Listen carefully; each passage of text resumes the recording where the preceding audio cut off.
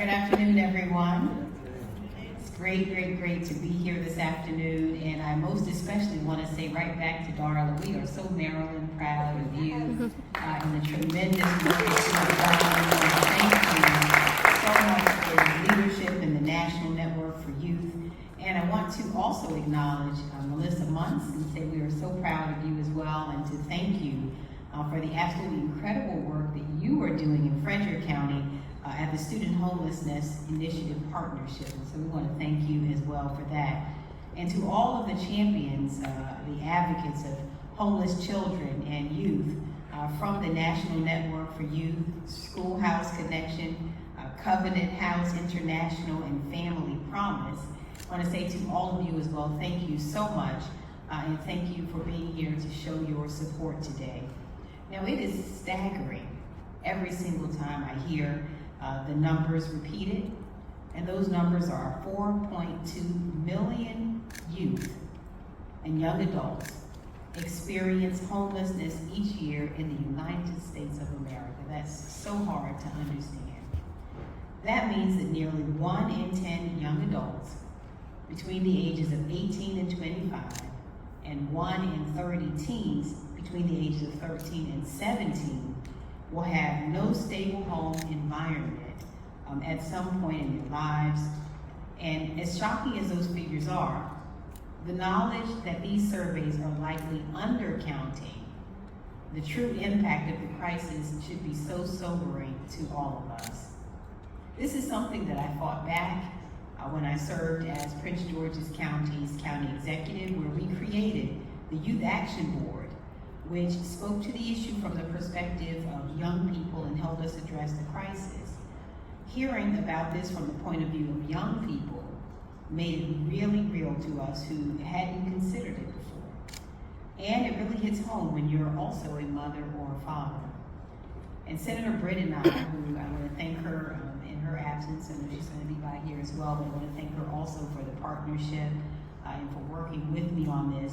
Well, we naturally connected on this bill because we share a bond of being mothers to children in this age range. And as a mother, I know how determined I feel to make sure that my daughter has whatever she needs.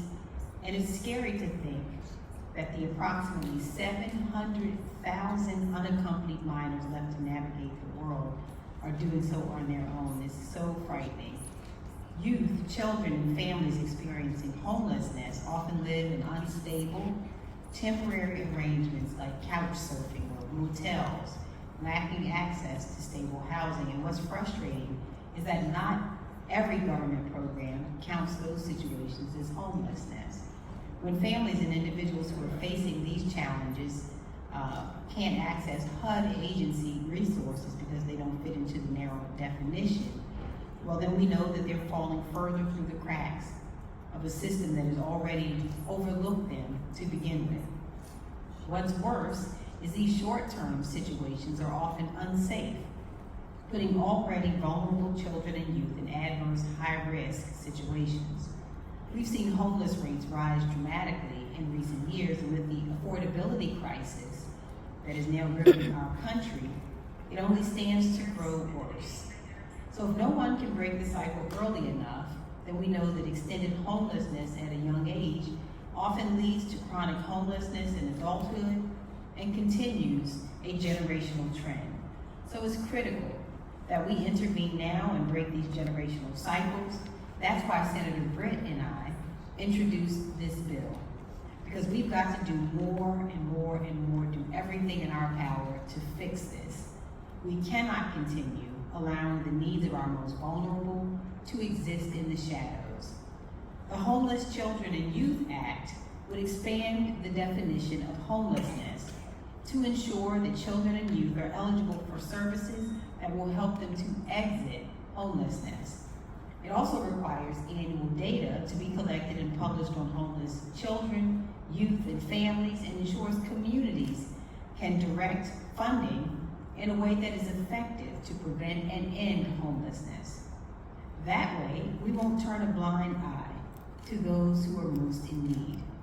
Now, there's an African proverb that I have quoted over the years, and it goes like this: It says, the child who is not embraced by the village will burn it down to feel its warmth. Unfortunate circumstances may strike a family or person unexpectedly, but generally in a nation as wealthy as we are, no child should ever go without a stable place to lay their head at night. We have the means in this country to make investments that would change lives. But we don't just invest in our young people because we fear the consequences. We invest in our young people because it goes to the heart of understanding who we are as a nation. We should love our neighbor as ourselves. We should see the struggling young people and see them as our own daughter or son. We should make every effort to see them and to hear their stories. We have a duty to extend a hand to those in need, those without shelter, without food, without resources, and that means people struggling in plain sight. And that also means finding and helping those who are blind to the system. And our path forward, and always has been, the way that we invest in our children and set them up for future success. So I want to thank all of you for the work that you do to shed light on this critical issue. You know, I've often said, and I think it is so true, that our society is judged by how well we care for our children. And we take that so very seriously, the profound obligation that we have. In fact, I believe that the most profound obligation the government has is the care and keeping of our children. So we thank you for what you do. You put a face on these statistics. You make it impossible for us to ignore.